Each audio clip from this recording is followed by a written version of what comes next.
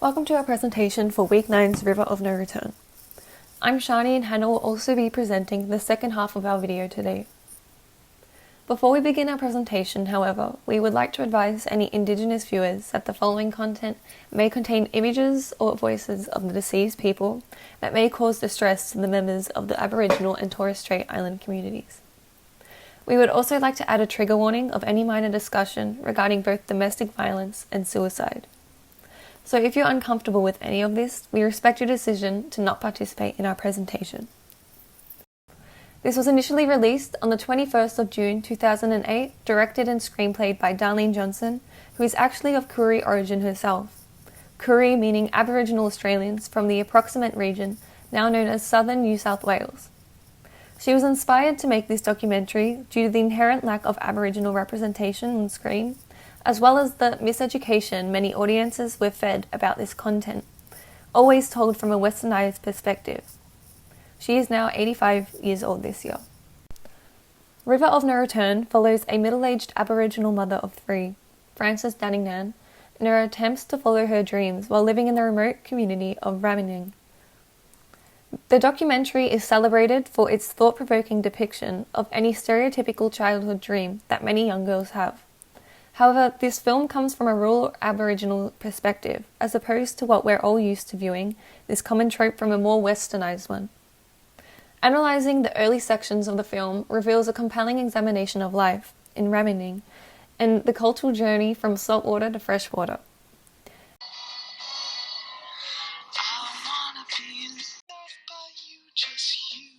As a child, I always wanted to become an actress, just like Marilyn Monroe. But I was told it was ridiculous for a young girl to have such dreams, such fantasies. Nobody else but you.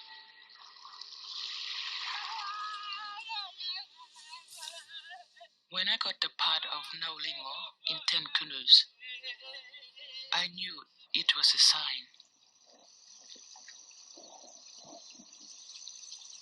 I'm on a journey now, from saltwater to freshwater, to see if I can survive there.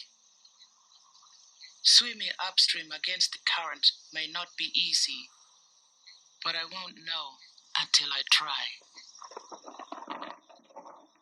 In its opening sequence, River of No Return establishes that it's not only about the difficulty of pursuing unrealistic ambitions, but about human beings who struggle to find ways to communicate with each other in an incredibly diverse world. It's a dream come true when Rolf de Heer, a Dutch-Australian film director, cast Frances in a lead female role, Nolingo in the film 10 Canoes. Her journey from traditional tribal life to red carpets and award ceremonies is unlike any other. It's a fascinating and unique story as Frances learns to overcome enormous personal and cultural challenges. River of No Return is a story of change and transformation as Frances learns to move between the old life of Yolngu and the modern world of the Balanda, meaning white culture. The film's first establishing shot is of Frances spinning in a pink dress. At the same time, the non-diegetic song I Want to Be Loved by You by Marilyn Monroe introduces both the documentary's general atmosphere and Frances's idolization of both Marilyn Monroe and Hollywood. With Frances's voiceover, the shot then cuts and it's revealed to be set in central Arnhem Land, North Australia, with the subtitle. Here Frances sits upon a rock with river water dripping off her hair. The camera looks at her through tree branches and long grass, grasping the general atmosphere of the shot. The scene continues to cut to Frances singing a line covered in corroboree, which is tribal paint, and then part of an emotional scene from her first film, 10 Canoes, where her character weeps over a dead body of her lover. In the rest of the sequence, as she sits upon a rock, the camera captures her looking upward into the sky, with an absent expression as the water drips off of her hair and down her face, almost mimicking the resemblance of tears. In her voiceover, she says, "I'm on a journey now, from saltwater to freshwater to see if I can survive there," as the camera slowly begins to pan out and reveal more of the natural environment surrounding her, along the river, vegetation, and trees. Quote, "Swimming upstream against the current may not be easy, but I won't know until I try," end quote, which makes a direct reference to the documentary's title, River of No Return. Additionally, this title links back to Marilyn Monroe, who starred in a film with the same name in 1954, which Johnson has chosen to reflect the indirect comparisons between the two, which I will touch more on later in the presentation. The film incorporates the social aspects of Indigenous culture, including the communities, identities, and issues present in Ramaning. Though not directly influencing the story, the life of Frances and her family is crucial to understanding both her upbringing and ambitions. Frances, in her dream to become a famous actress, is looked down upon by her family and peers, and labelled as ridiculous, despite her staying with the community and passing down their culture to their children and then their grandchildren. However, this conflict of social values isn't too predominant, as Frances's uncle David Gallipol was a famous actor. The social values, conventions, and traditions represented in The River of No Return are shown as a society hunts animals and insects for food, as established when Frances and her aunts cultivate grubs for Australian bush tucker, or her and her 80-year-old uncle are hunting for wild prey. Johnson utilises film elements such as mise-en-scène and cinematography to represent these communities, identities, and issues. A majority of footage of the town people is shot long range to capture the entire environment appropriately and provide insight to the audience who are unaware of how a different community lives their lives. The camera follows Frances to the supermarkets and what's supposed to be a Centrelink centre, capturing Frances through the cheap metallic bars in what creates a broken image, symbolic of how she feels in her current predicaments, trapped. While the people of Ramaning do have access to supermarkets, hunting in the wild for their food is an integral part of their culture for bonding, storytelling, and general culture. Frances's storytelling informs the audience that she was sworn a husband before she was even born. However, she was abducted before she got to marry him, which then caused her to consequently marry her abductee and have 3 children with him. They remained surprisingly happy and married until he died before she then returned to her mother village once again. From the perspective of Western society, these conventions may appear bizarre and lacking in modern law and progression. After all, domestic violence, poverty, and suicide are prevalent issues in these communities, where assistance to reach out for help is visibly lacking. Frances was the first woman in Ramaning to take out a domestic violence order against a man. These scenes are depicted through what could be described as almost blurry reenactments, with the camera being hit in a manner which correlates with Frances's voiceover. There is an oversaturation of light as the camera faces upward towards the sun, and the sound rings as if to mimic someone getting hit in the head, as Frances has described. The narrative role that her community represents, the effects that it has on her mental health, her desire to leave Ramaning, and the conflict between both parties. Frances returns to Ramaning after landing her successful role in 10 Canoes, only to be greeted by the people with dissent and jealousy, as they're under the impression that she has miraculously become wealthy from her singular movie role, even going to the extent of robbing her room. There are multiple shots of the other people in her community watching her from a distance, of which the camera has zoomed in order to accurately capture both the physical and mental distance between them.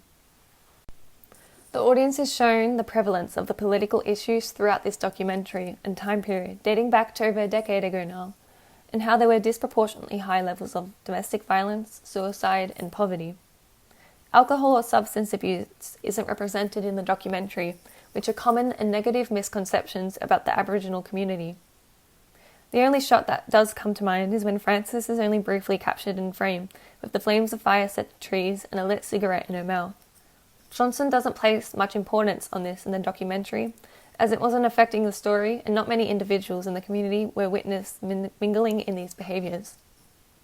The key issues and problems of the film are the unlikability of a middle-aged Aboriginal woman living in a rural community and becoming a successful actress, and the societal problems faced with Aboriginal people living in a Balanda-dominant world. The issue is raised by the subject matter of River of No Return through its narrative and cinematography. Johnson's talent for approaching the subject matter and capturing it on camera illustrates her deep-rooted interest in film's transformative power. She construes techniques that complement realist film acting and making something which is absent and does not exist present, as quoted by Therese Davis in 2014 in this week's readings. Johnson's preconception with individuals acting in the art of film takes a crucial role in the documentaries that she has made in Aboriginal communities, such as Arnhem Land. Not only does River of No Return tell the prominent story of an Indigenous actor, Francis, it also allows for the audience to witness just how Indigenous Australians, from both urban and remote areas, express their art, expression, and pop culture to express new and different ways of being Indigenous. Furthermore, in 2011, Therese Davis describes indigeneity as something that is displayed as significant and constantly in transformation. The film highlights Indigenous actors inhabiting both Indigenous and non-Indigenous worlds, and using traditional and modern forms of performance to transform both. Francis comes from a community that distinctly juxtaposes that of the Western world. It's unfamiliar, it's foreign, it's opposite. It's a wonder how someone like her managed to relate to someone like Marilyn, but the film shows how direct their link actually is. The femininity and freedom of an idol can resonate with just about anybody, including a widowed mother from such a remote place like Remening. Johnson exhibits knocking down a wall of these differences through footage of Francis and her grandchildren watching DVD tapes of Marilyn Monroe at home, laughing together over the inherent humour of the iconic blonde as light floods from the room and flushes over their faces. Quote, "I soon realised that it was Marilyn's spirit, sense of humour, and her sexuality that Francis identified with. Basic human emotions and desires. I guess my thesis was really about to explore how practical it was for Francis to continue to pursue the acting bug professionally as a result of the huge success of 10 Canoes," end quote, Johnson says in 2011. She wanted to see if she could survive there, so the film's about that journey, according to Nicholas's theory, is observational. Nicholas describes observational documentaries as a style embraced by the cinema verite movement, which attempts to discover the ultimate truth of their subject by acting as a fly on the wall. In other words, observing the subject's reality without interrupting. The cinematographers do not interact with Frances or the other individuals surrounding her while they are hunting, maintaining respectful distances as a majority of the time. The cinematographers on this documentary were asked to be as unobtrusive as possible in order to capture their subjects in a raw, unguarded state. There were also elements of poetic mode present throughout River of No Return due to the linear continuity to create a story structure. Johnson arrives at this point by arranging footage in order to evoke an audience association through its emotional tone, strong flowing rhythm, and spatial juxtaposition. Expository shots can also be seen throughout, such as the aforementioned quote-unquote reenactment sequence of the film. The rest of our presentation will now be handed over to Hannah. The responsibility surrounding working with Indigenous communities can be very complex and can have many implications if not done correctly. When filming River of No Return, the film demonstrates proper representation of Francis Jula Bing's life, and in doing so follows the correct ethics surrounding Indigenous filmmaking. Director Darlene Johnson does this through gaining consent to film Jula Bing and the land she's from, an ethical problem that arises when filming in an Indigenous community is gaining consent to film on their land. The land is sacred to them and has great meaning to their culture and identity. Johnson states that being invited to tell a story, make a film, is a crucial protocol. A quote from Barker states that an explicit recognition that Indigenous conceptions of place is important. Failing to recognize this can lead to potentially transformative social movements. Johnson practices the importance of responsibility through the use of forming real relationships with the subjects of her films. This is demonstrated through Johnson meeting Jula Bing on the set of Crocodile Dreaming. A bond formed and the idea to create an autobiography of Jula Bing's life originated. This is important when dealing with ethics because Jula Bing is sharing with the audience her personal stories. These stories have serious subject matter and themes, which requires trust with the filmmaker and the subject. A quote from Jula Bing states, "We weren't really acting, we were channeling our ancestors. It was real." Another ethical responsibility is remaining in contact with the subject of the film. Johnson clearly demonstrates that she has a strong awareness of the consequences that can occur to the subject of the film after production and distribution has finished. The audience views the struggles Jula Bing has faced after starring in the largely successful film 10 Canoes, directed by Ralph De Geer and Peter Jigger.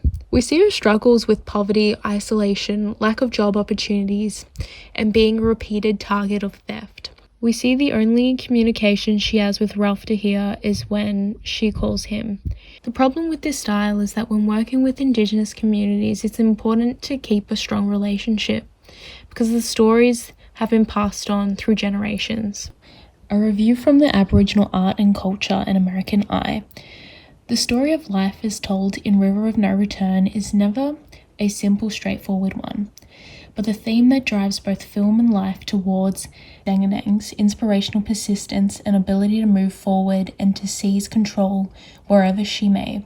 As Sandra Savvy, Chief Executive of the Australian Film, Television and Radio School, recently claimed, Indigenous screen practitioners have become a force to be reckoned with, now firmly at the heart of contemporary screen practice. Johnson's films clearly make the importance of decades of Indigenous activists and community-based media, while showing in her style and subject matter that the importance of cinema and television for Indigenous people as a transformative imaginary within society and a source of pleasure. One film critic put it, River of No Return is a film that makes us weep with frustration at the obstacles Frances faces, and laugh with glee at her sense of humour and tenacity. Public responses towards the film were regarded as positive and influential in exploring the struggles its Indigenous Australians experience in society catered to white traditions. The impacts that River of No Return has had have been beneficial for increasing the awareness of Indigenous issues. For example, the film is used in school curriculums throughout Australia to improve the awareness surrounding Indigenous issues and to increase the knowledge surrounding the obstacles faced within the community. The film has allowed Jula Bing a platform to voice her story. After the film, she has starred in movies such as Charlie's Country and Operation Buffalo. The film also revealed some of the hypocrisy of the creative arts industries within Australia. This was revealed when Jula Bing was rejected from the Indigenous Drama Institution and was told to reapply with a song in English or a modern dance style. Narration is used as a film technique in River of No Return. This choice allows the audience to experience Jula Bing's life through the use of her voice to tell her story. Voiceover was used predominantly when building the profile of her family members and her life in Arnhem Land. We see this demonstrated when hunting with her uncle Philip. Jula Bing states, I love to go hunting with my uncle Philip, because he always helps me get the best tucker. Through hearing this statement, we gain an understanding of their bond and their traditions. Voiceover was also used in the film when recalling traumatic experiences. For example, when Jolly Bing is explaining the domestic abuse she experienced in her past marriage. This was an impactful filmic choice because the audience feels the emotion within her voice, and we're drawn into her story.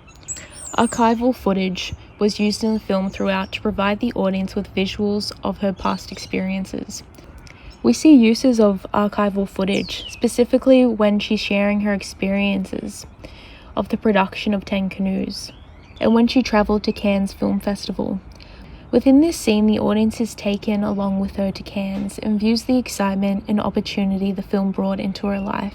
A scene with a reporter asking her to spin in her dress is played, and the audience views her excitement that she's becoming like her idol, Marilyn Monroe. The scene also uses foreshadowing to allude to her situation after the film has ended. The audience views her spinning in her glamorous dress, music plays from Marilyn Monroe, and a dissolve is used to transition the scene. These techniques were used to show the contrast of lifestyles she experienced. Close-up shots were used to show impact within the film. For example, the scenes where she is sitting on the ground gripping a $5 note. The camera zooms in on the note and the audience is left feeling her struggles in isolation. She states, they think I'm rich because I'm an actor. The scene is impactful within the film because it demonstrates to the audience the negative impacts she's faced after filming 10 Canoes, and the separation she's felt from the community because of her status. Johnson says, I thought to myself that you cannot get any further removed from Aboriginal traditional culture than Marilyn Monroe, and I wondered what it was about Marilyn that resonated with Frances. My thesis was to really explore how practical it was for Frances to continue to pursue the acting bug professionally as a result of the huge success of 10 Canoes. Throughout the film, the audience explores Julie Bing's life, and we gain a deeper understanding of the connection between her and her icon. A reenactment was used within the film of a version of her younger self spinning around in a dress. In this scene, it demonstrates the dream that she has had to become a famous actress, and how it hasn't been an aspiration that appeared overnight, but has been evident in her life since she was a young girl. A scene of her being interviewed is incorporated shortly after. She's asked what fascinated her about Marilyn Monroe, and she states, "And what I found, she was funny and sweet. That's why I made her my idol." This statement is impactful because it gets rid of the stereotype that someone like Marilyn Monroe shouldn't be her idol. The film explores the possibilities of her achieving her dreams and the obstacles that stand in her way. There's many scenes throughout the film that demonstrates the obstacles that she faces. For example, we see her enter the careers advisor's office, and he states, "We normally don't get this request. You're the first."